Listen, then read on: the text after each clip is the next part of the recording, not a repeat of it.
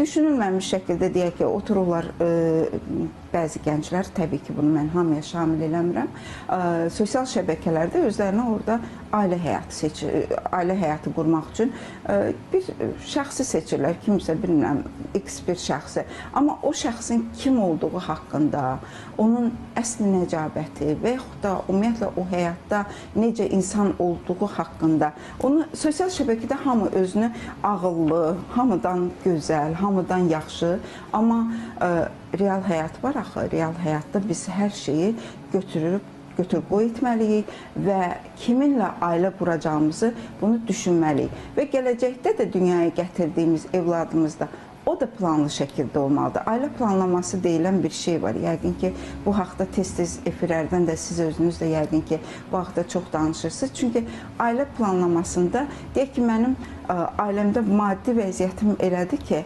mən 5 uşağı idarə eləyə bilməm.